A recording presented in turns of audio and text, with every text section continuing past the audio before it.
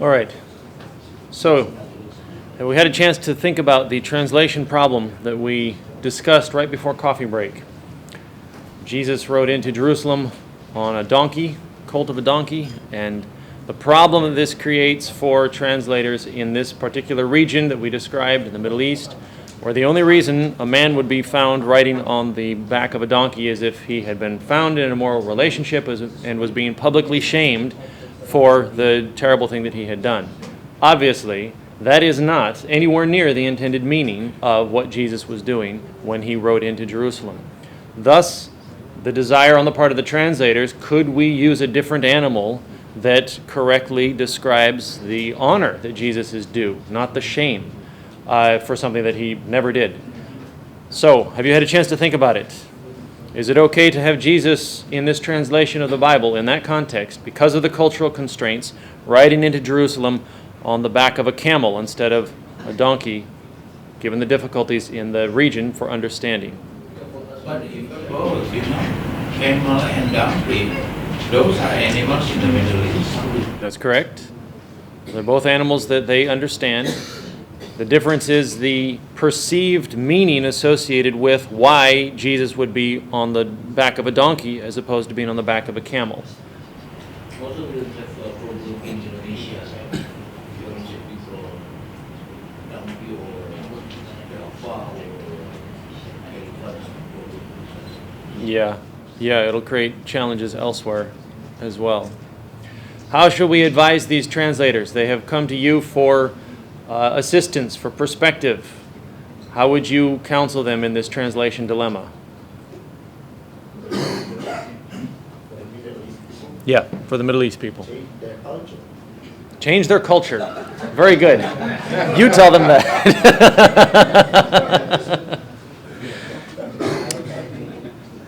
Here's how we advise them in considering this together. Ultimately, it's important to understand the decision is theirs. They are the ethno-linguistic church in that culture, and we are not instructing them what to do as though they were giving an accounting to us. That's not what we were doing.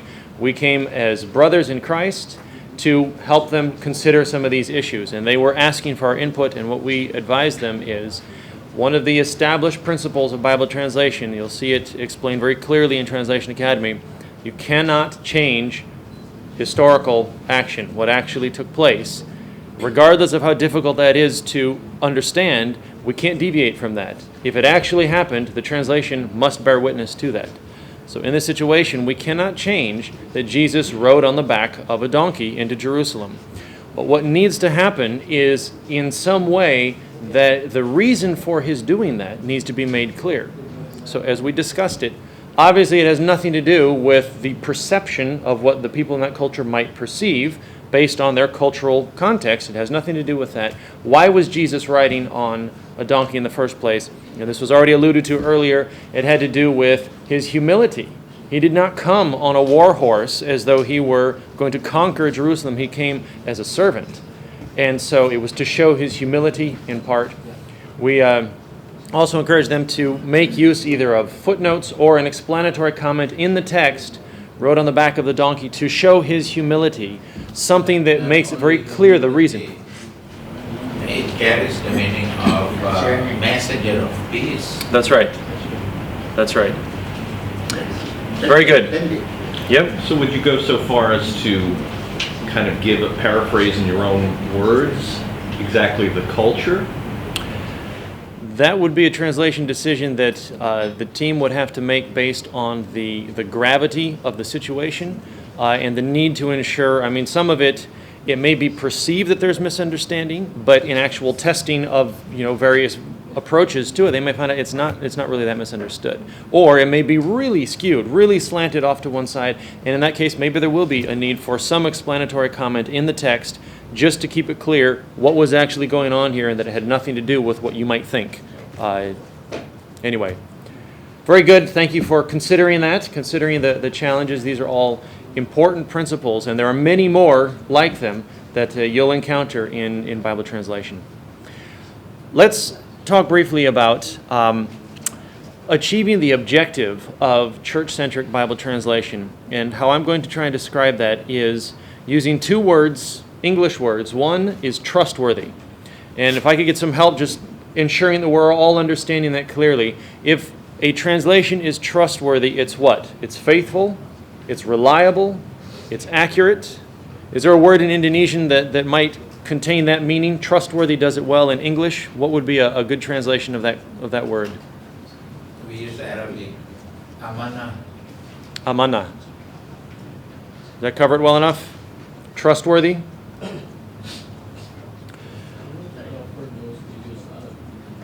But menjadi Indonesia dapat dipercaya, for instance. Okay. How about the second word, trusted? That is, if a Bible translation is trusted, now we're not talking about the quality of the translation itself, we're talking about my response to that. I trust this translation. You see the difference there? This will be very important, as we'll see in the slides ahead, because those are not the same thing. It is possible to trust a translation that is not trustworthy. And it's also possible to not trust a translation that is trustworthy. So it'd be very important to keep those distinct in your understanding. Stop me at any point if we need to discuss that further. Let's press on and see how far we get. So these are the three areas that we're going to address. The first are factors that affect Bible translation. The second is the difference between the production of a translation and the precision of the translation, and how those need to be considered independently of each other. And then third, a more detailed description and explanation of Translation Core, the resources that we're providing to improve the quality, the accuracy, the precision of translations. What do you think about this statement? Every language in the world will soon have a draft of a Bible translation. It is the responsibility of each ethno-linguistic church to determine when that draft is a reliable translation. In some ways, that's maybe a statement of faith, a statement of we expect this is going to happen. Here's what I'm seeing worldwide. The global church is on the rise, and people groups that as recently as a couple months ago did not have a church now do. And very soon they are going to want the Bible in their own language.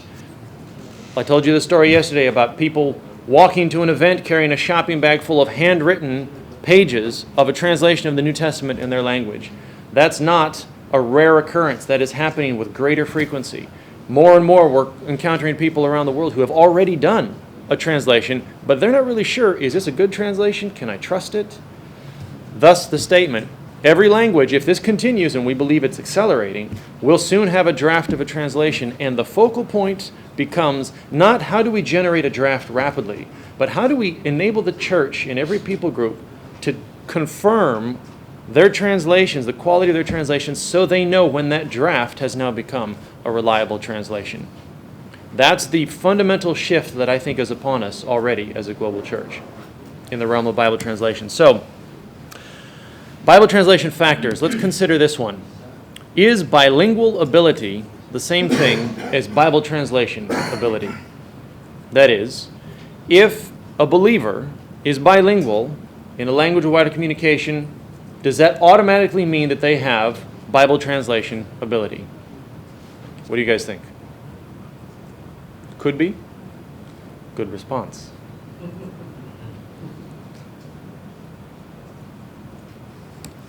I'm going to say it's not the same thing as Bible translation ability. And if I can diagram it like this, bilingual ability is the ability to speak a second language or more than one language. And Bible translation ability, as you can see in this diagram, I'm going to propose that it overlaps. They're not the same thing, but there is, and what I'm going to say, an unknowable degree of overlap. Why is it unknowable? It's unknowable because it's going to be different for every single person, and thus every single team of translators that come together in every single context where they would undertake Bible translation. It has to do with all kinds of factors, including just how bilingual they are, how well they understand the Bible itself, how good the resources are from which they're attempting to translate. There are a lot of factors that will affect that. So we may have some ethno-linguistic churches where the degree of overlap is significant. Maybe they have a lot of trained pastors. Maybe they have a long history of studying the Bible and access to a lot of resources. That overlap, just by virtue of the fact that they're bilingual and have access to all these resources, lots of experience, that overlap is greater. But conversely, there are some situations where the ethno-linguistic church may be brand new. If they became the church last week and they've never really known that there's a Bible, and they've let alone had any chance to study it, their ability in Bible translation, we should probably assume, would be significantly less than a church that's had lots of access to the Bible for many years. You see the difference between that? That's why we say it's unknowable. There is no way to predict what degree of overlap there is. But overlap, to a certain extent, does exist. So then, an implication of this is that if this is true, achieving excellence in Bible translation requires knowledge of the principles that lead to excellence in Bible translation. It's fairly logical. We've talked about, and soon I hope you'll have the opportunity to experience MAST. You've heard of this? One of the things that is very important for you to understand is that MAST is a brilliant methodology. It is incredible as a methodology for enabling people to rapidly create translation drafts in their own language, given that they have decent source materials, etc. But you need to understand it intentionally only addresses translation that exists within the domain of bilingual ability. Now, if that overlap is a high degree of overlap, they'll be able to create pretty good quality translation, at least a very good quality draft. But we also need to understand that it does not even intend or try to get beyond that. Its purpose is not to teach the principles of Bible translation excellence. It's to enable whatever you bring to the table at this event to make the best quality product that you can within that limit. So what's in the remainder? What's on the outside? This is what Translation Academy provides. The principles that lead to excellence in Bible translation are encoded in Translation Academy. Those principles in modular format, that's what's in the rest of that blue circle. Does that make sense? So it's important to have both. All right. What are the factors that affect church-centric Bible translation? Well, the first right away is input. And this has to do with the complexity of the content itself. Do you think the Bible is a very simple book, or would you say it's a fairly complex book? Very complex book.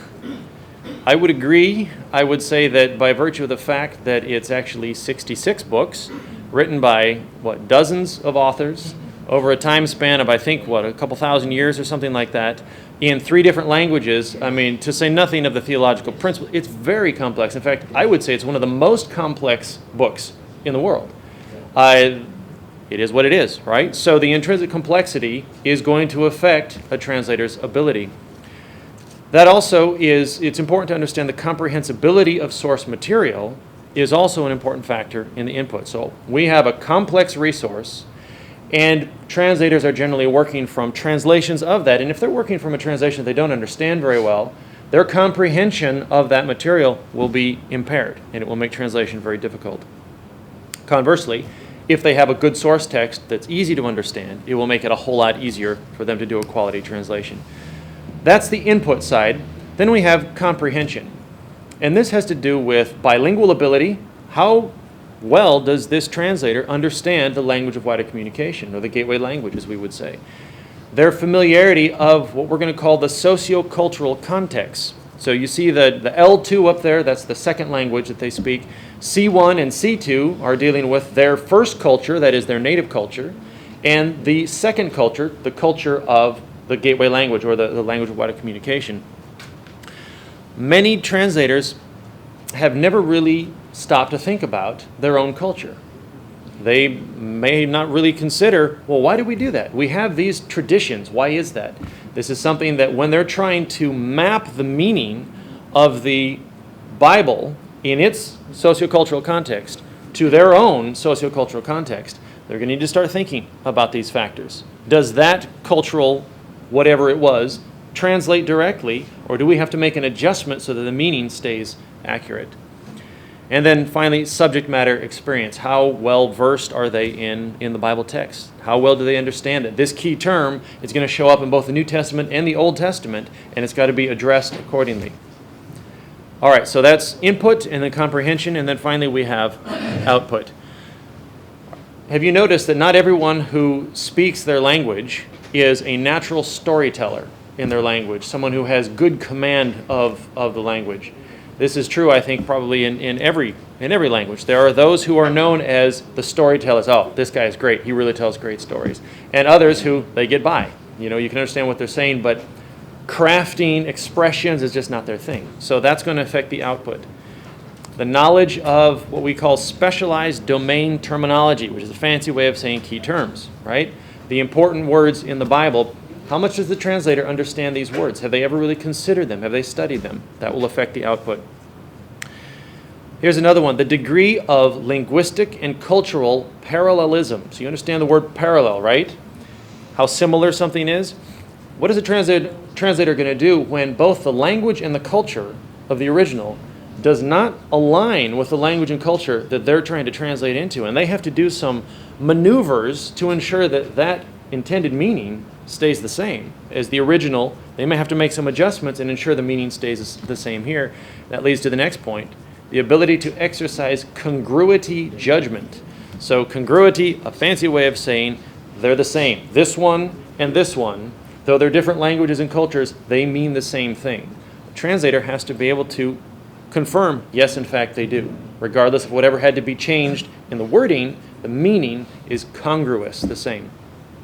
And then finally, the ability to employ an efficient translation methodology. This is important if you're going to do a translation in a timely manner.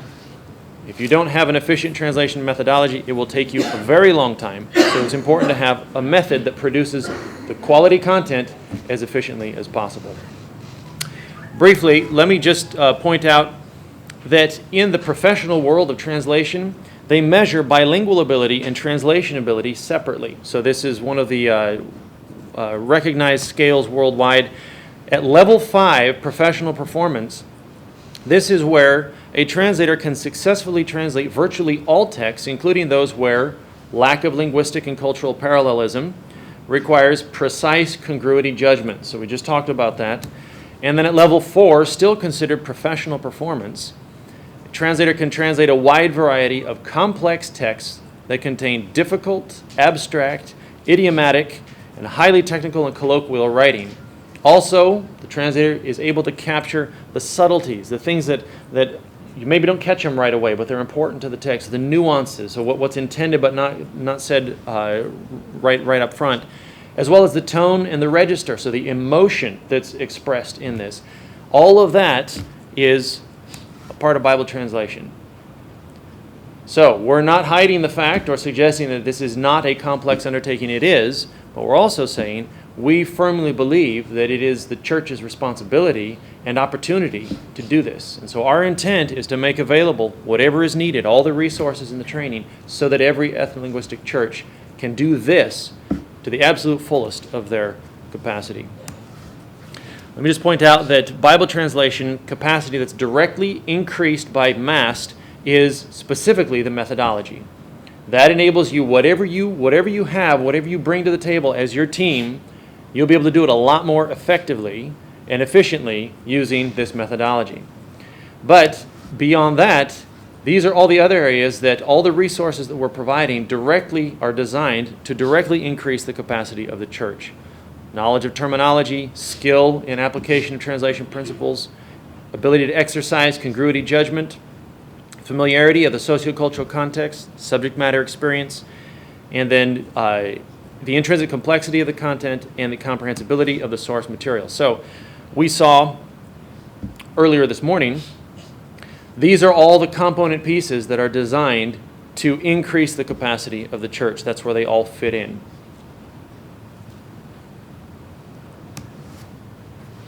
We talk about empowering the church for what I'm going to call autonomous excellence in all aspects of Bible translation. Well, what do I mean by excellence? That's pretty clear.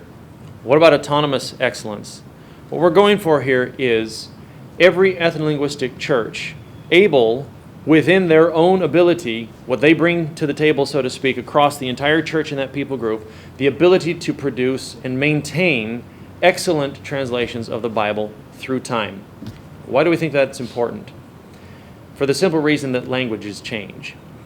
There are so many stories around the world of people groups who had a translation finished and now it doesn't work for them anymore. In fact, it doesn't work at all. So much so that they're saying, we don't even want to try and revise it, we need to start over. And the amazing thing is that frequently those translations are only 20 years old. What does that tell us? It tells us that languages, especially smaller languages, and remember, half of the languages in the world have fewer than 10,000 speakers, and most of them are oral cultures. So the ability for a language to change is greatly increased in those contexts. Thus, it's important for a church to be able to maintain the excellence of their translation through time to keep it aligned with the way their language is used.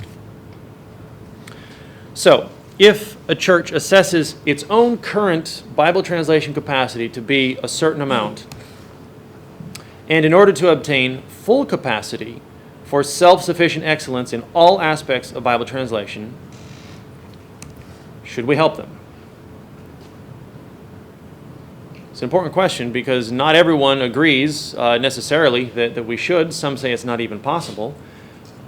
We think it is possible, and we think it's incredibly important. We absolutely should help them. But let's consider, if we could help the church increase these aspects of their own Bible translation capacity, but for whatever reason we choose not to, what are the possible outcomes? So a church says we have this much, we need this much to get to full capacity, but for whatever reason that's not going to happen. What happens if the church only stays with what they've got? I think there are these potential outcomes. The first is mediocrity. The church never fully increases their capacity, and their Bible translations are inferior because of it. That is, you can only work to the fullest of your capacity, and beyond that, you don't even know what's beyond that. And so you will necessarily have an inferior translation if you have no way of bridging that gap. So mediocrity is one potential outcome. Dependency is another. The church works to their fullest of their capacity, but then beyond that, they must rely on someone else to help fill in the gaps. So that's a potential outcome. And then the third would be redundancy, meaning through a long, painful process of trial and error, trying this, that didn't work, let's try something else, the church has to recreate what is already known about excellence in Bible translation. And many say that the modern era of Bible translation is about 200 years old. So we're basically saying the church would have to recreate what has been learned over 200 years of Bible translation. So let's flip that and say, by contrast, if the church is given what they need in order to attain full capacity in all aspects of Bible translation, what does this result in? I'll propose that it results in excellence. The church chooses when and how to increase their capacity, and their Bible translations become superior because of it. Over time, as they learn how this works, as they grow in capacity, their translations improve. Secondly, they gain independence. The church does not need to depend on those outside their ethnolinguistic identity, outside of their people group, to do the work for them. They now have that capacity intrinsic to them, internal to their own people group. And then third, I propose that it would lead to efficiency. With full capacity, every ethnolinguistic church can confidently affirm and maintain their Bible translation and, very importantly, create reliable teaching resources from their Bible translation. Excellence, independence, and efficiency, I think those are all things that are of great value to each ethnolinguistic church. That's where we're going. All right. Let's consider the intrinsic capacity for affirmation by every ethnolinguistic church. And by that I mean, what does each ethnolinguistic church automatically have the capacity to affirm about a Bible translation just by virtue of the fact that they are the ethnolinguistic church? These are the four key areas that we consider for quality in translation, for excellence in translation. The first is accuracy, naturalness, clarity, and then the approval of the church. And I'm going to propose that the church automatically has the capacity to affirm naturalness. Is this our language? Yes, that's exactly how we say it in our language. They automatically can confirm clarity. This is very clear. I understand exactly what is being said here. And then thirdly, because they're the church, they have the ability to approve it. This is a good translation. But what's the one that's missing in this? Accuracy. And accuracy, it's unknown. It's different in every single ethno-linguistic church context. And this is because naturalness, clarity, and church approval are existential. That is, just by virtue of the fact that the church in that people group exists, they have this. But accuracy is functional in nature. It has to do with this being a function of discipleship. How mature is this church? How much exposure do they have to the original languages? How well do they understand this? And that is why it's unknown. It'll be different in every single context. Furthermore, we would say that naturalness, clarity, and church approval are intrinsic to the church. The capacity is just of the essential nature of it being the ethno-linguistic church, whereas accuracy has to do with extrinsic, a growth process. Hebrews 5:11 through 13 is not speaking specifically of Bible translation, but it is speaking of the growth of a church in maturity, in, I would say, capacity, spiritual capacity, growth, however you want to look at that, understanding of the Bible. So at one time, they're unskilled in the word of righteousness, and the author of Hebrews is talking about what happens as they are trained by constant practice, gaining greater capacity, greater spiritual maturity, if you will. I think that same approach, that same model, we'll see reflected in Bible translation capacity as well. So then the question is, does the church, globally, each ethno-linguistic church, do they want full capacity for autonomous excellence in Bible translation? Any comments on that? What do you guys think? Does the church want full capacity for Bible translation?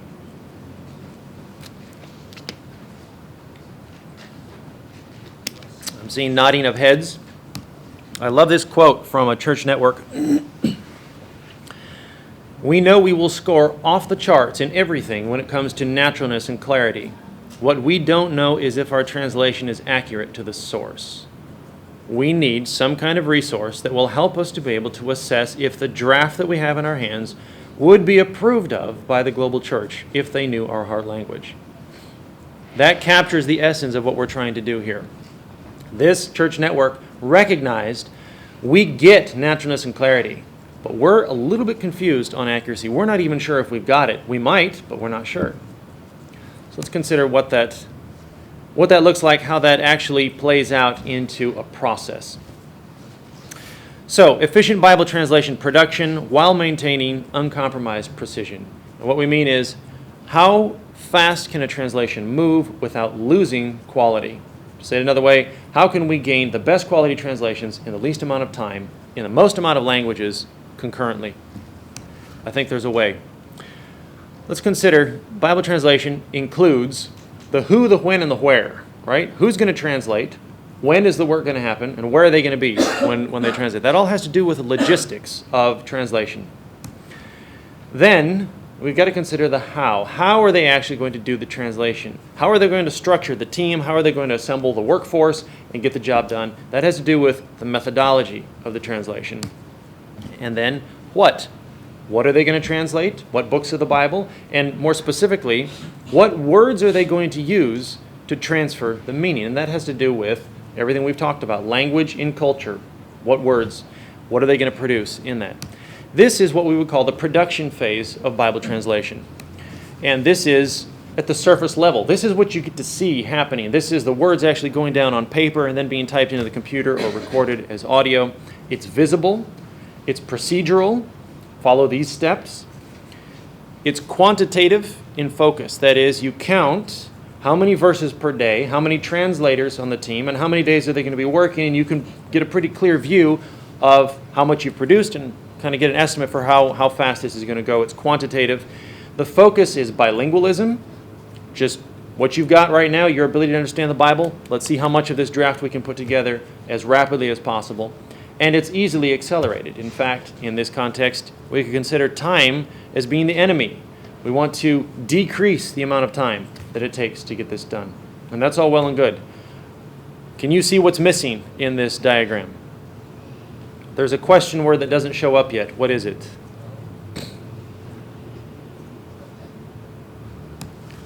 Why?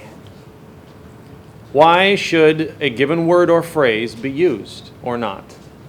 That has to do with translation principles, and ultimately, I'm going to suggest that this has to do with the ability to trust the translation. I think the ultimate question of every translation is, why should I trust it? And if the translation team does not understand the principles on which that translation is created, this question may not be easily answered. And without an answer, trust will be damaged. So we have situations around the world where New Testaments are done. They've done the full draft. And you know what? The church isn't using them. It's like they're there on the table and they're looking at them trying to figure out, should we use that or should we not? Why should we trust this? That's the actual question that they're asking. This is the precision stage. This is the foundational level. This is where you get less of the output with more time. Whereas in the production stage, maybe you get 80% of the output, 20% of the effort. Now it gets flipped in this stage. Now you're producing less and you're thinking about it more. This is more of the invisible side of things. You're considering, you're weighing in the balance, should I use this word or that word? This is more of the academic side of things, thinking through the implications. Well, if we use this word here, what will the implications be later on in the New Testament or in the Old Testament? This has to do with quality, a qualitative focus. What we're calling sociolinguistic theology, that is, how do we apply the theological principles, how do we translate those into this particular language and culture? And importantly, this is difficult to accelerate. In fact, not only is this stage difficult to accelerate, but time is part of the cure. It's not the enemy here. Have you ever written a paper and you wrote it fast, you had to get this done, and then you leave it and you go do something else for a week, and then you come back and you look at that paper? What are you going to find?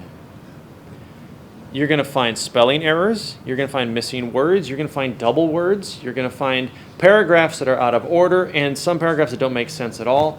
I speak from experience. This is just the way it is. In this situation, time was part of the cure. Coming back, I see all kinds of things that can be improved. And to a certain extent, we'll find the same thing in Bible translation. Time helps us improve the translation. All right, we talked about those two words when we got started, trustworthy. Trustworthy has to deal with what we're going to call the objective reality of a translation. Either a translation is trustworthy or it is not. But then we also want to consider the subjective perception of that translation by the people who speak that language. Either they trust the translation or they do not trust the translation. Now, obviously, what we're going for in Bible translation is an output, a translation that is both objectively trustworthy. It is a good quality translation, and it is subjectively trusted by the church. A good translation, trusted by the church. That's the goal. But we can also think of translations that are not trustworthy and that the church does not trust.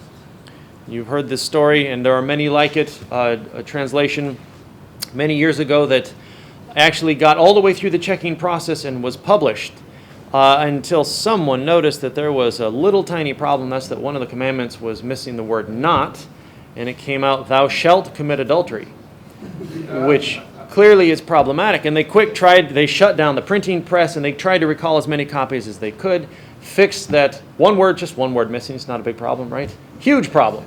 And they fixed it, and they republished it. And now, if you have one of the original versions, it's very valuable, but there's only a few left, I guess. Anyway, that is an example of a not trustworthy translation that was, once they found out what was up, it was no longer trusted.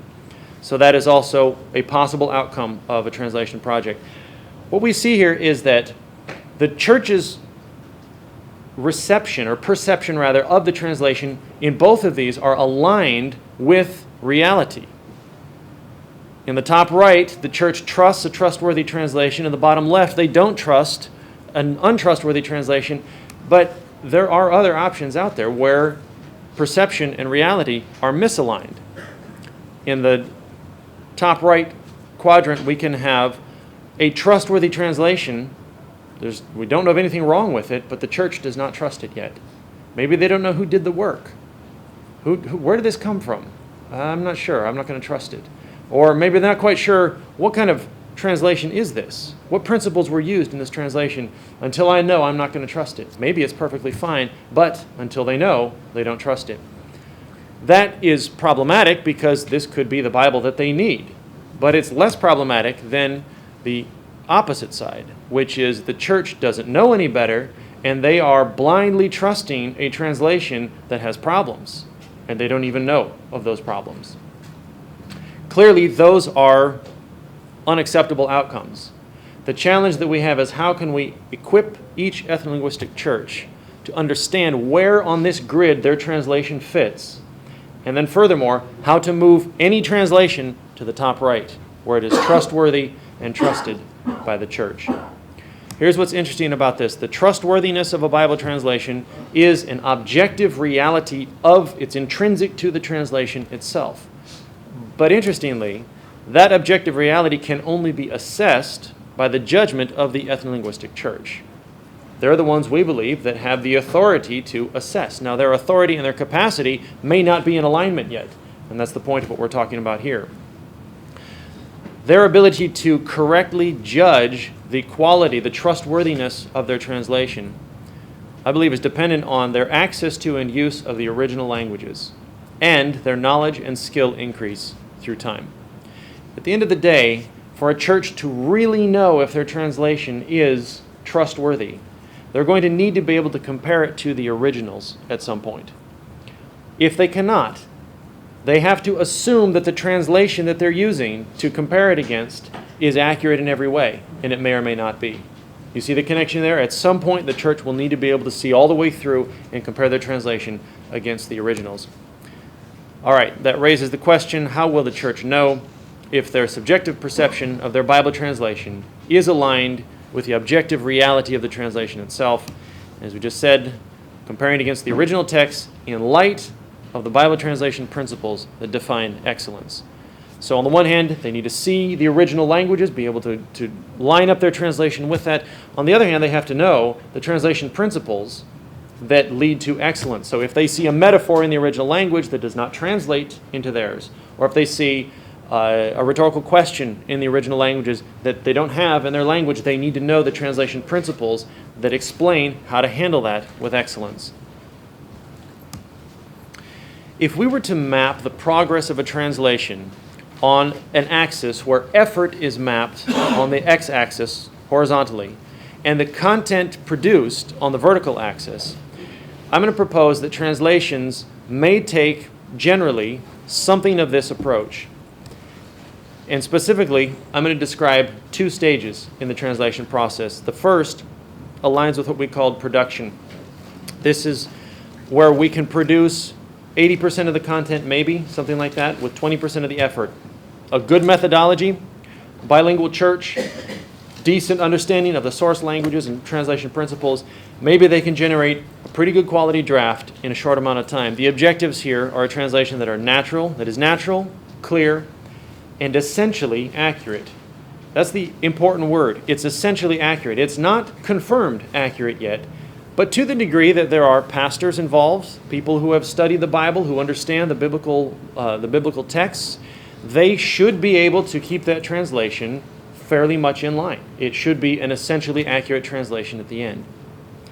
But stage 2 is where the focal point now, the objectives are to maintain the naturalness and clarity, but now the focus is to confirm the accuracy of the translation, making whatever fine-tuning is needed of that translation to produce a translation that is trustworthy and then that is approved by the church, trusted.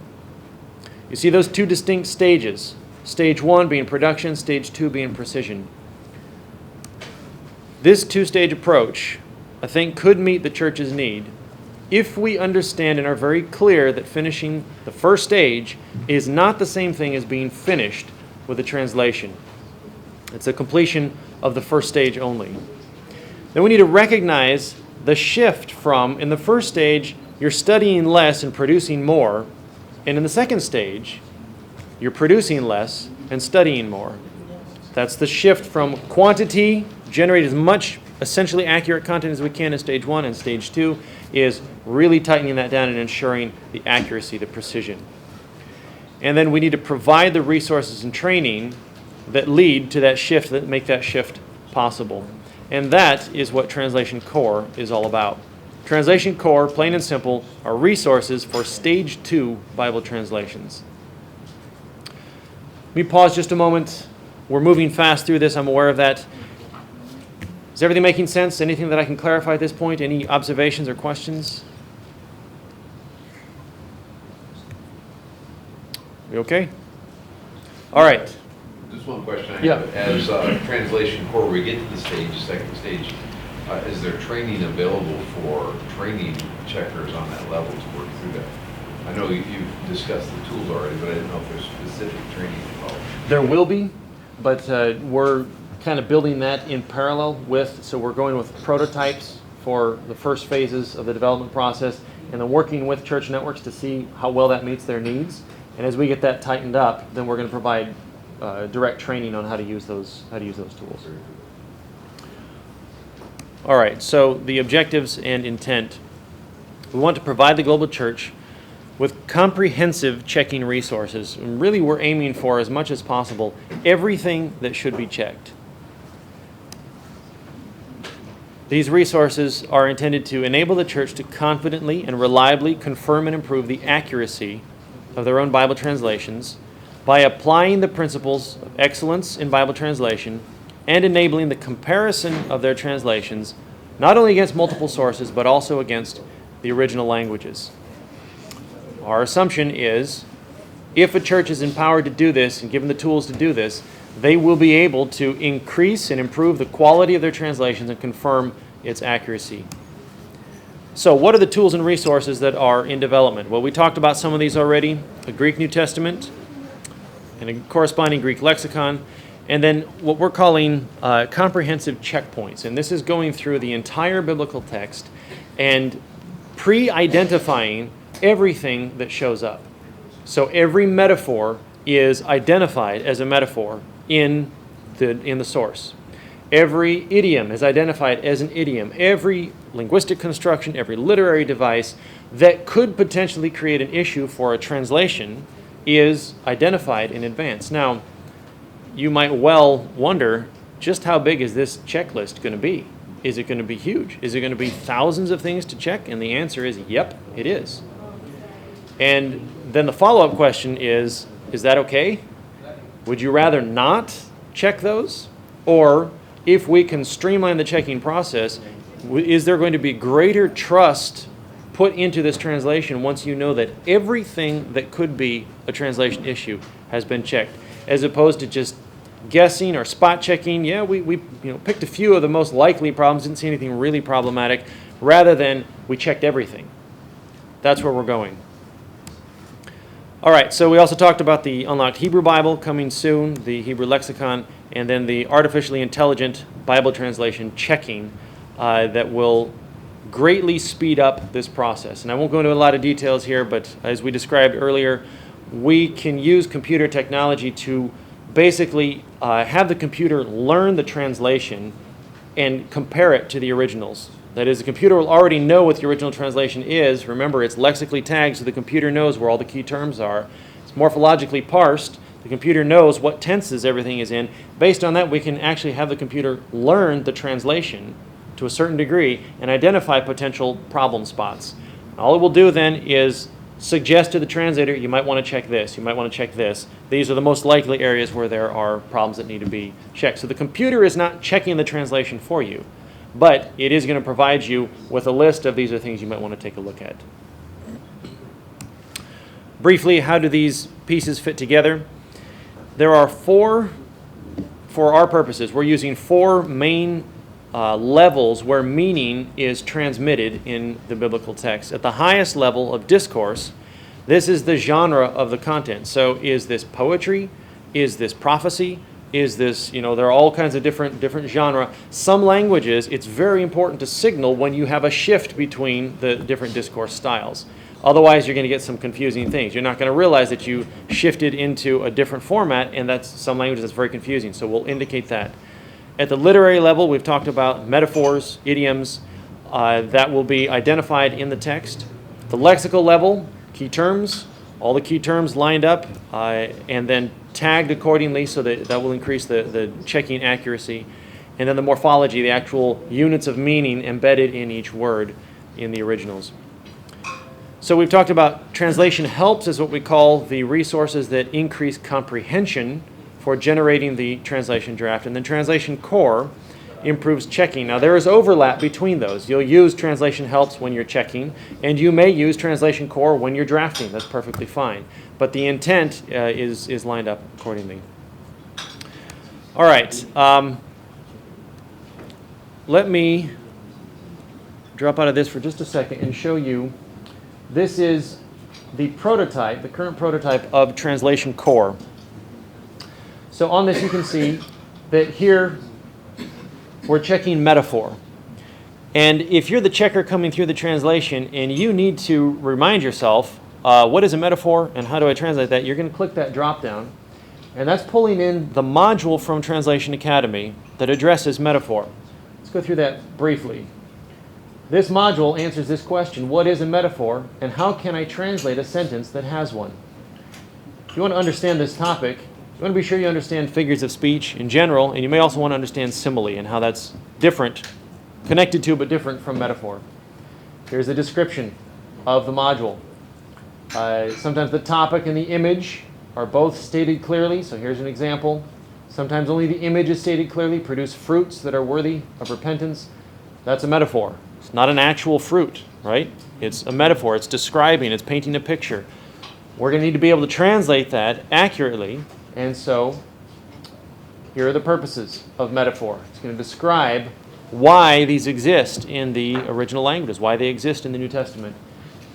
Here's our reasons why this is a translation issue. Well, people may not realize that a word is being used as an image in a metaphor. They may actually think there is a fruit out there called joy.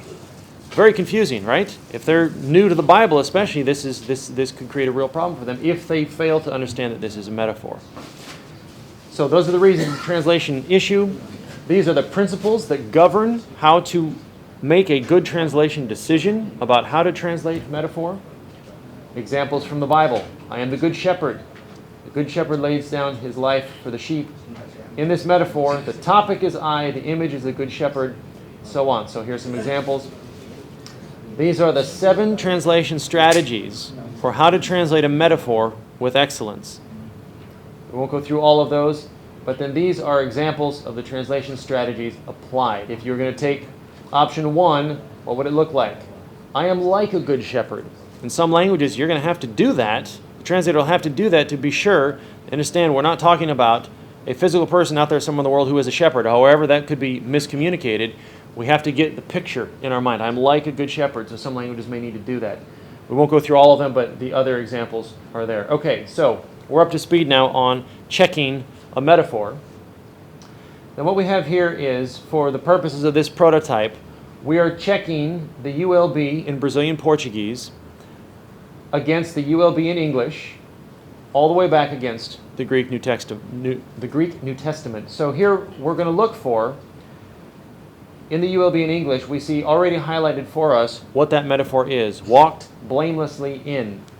It's a figure of speech. It's not a physical walking. It's talking about the way we live our lives, right? So in this checking process, what the checker would do is go over here to the Brazilian Portuguese and try to identify, where is that metaphor? Now let's scroll down here for a second and see there are 3 options for how the checker is going to handle this. They may choose, we retain the figure in translation. That is, we kept the metaphor in place. It works in this translation. It's okay. Or they may choose, we replaced it. We had to change the metaphor to a different one to maintain the intended meaning. Or we actually don't know what to do here and we need to follow up.